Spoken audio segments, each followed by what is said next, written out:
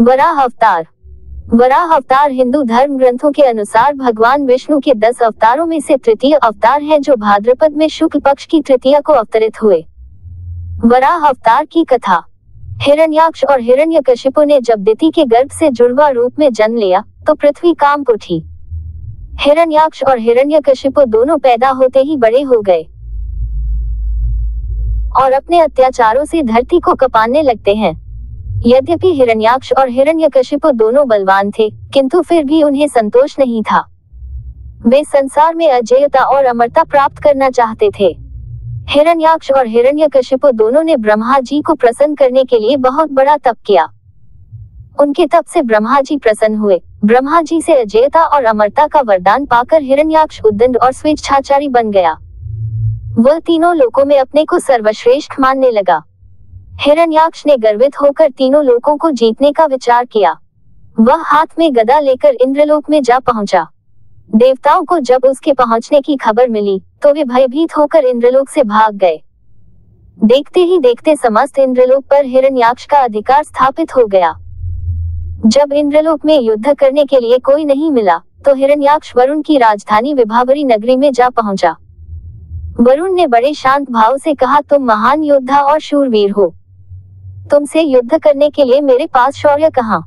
तीनों लोकों में भगवान विष्णु को छोड़कर कोई भी ऐसा नहीं है जो तुमसे युद्ध कर सके, अतः उन्हीं के पास जाओ, वे ही तुम्हारी युद्ध पिपासा शांत करेंगे। वरुण का कथन सुनकर हिरण्याक्ष भगवान विष्णु की खोज में समुद्र के नीचे रसातल में जा पहुंचा।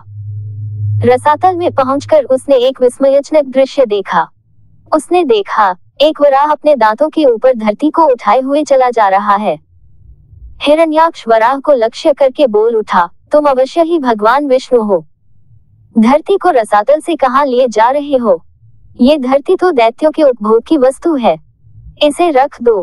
तुम अनेक बार देवताओं के कल्याण के लिए दैत्यों को छल चुके हो, आज तुम मुझे छल नहीं सकोगे।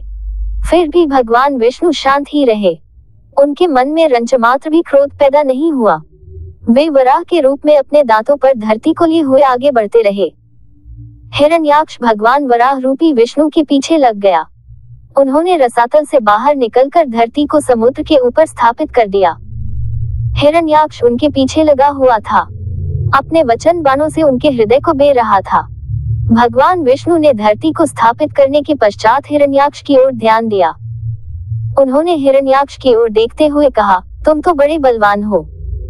बलवान लोग कहते नहीं हैं, करके दिखाते हैं। तुम तो केवल प्रलाप कर रहे हो।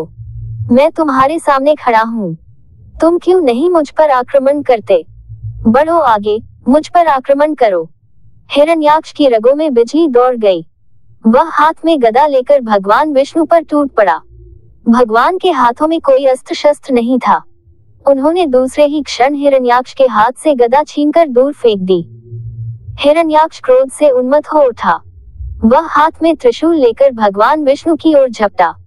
भगवान विष्णु ने शीघ्र ही सुदर्शन का आह्वान किया। चक्र उनके हाथों में आ गया।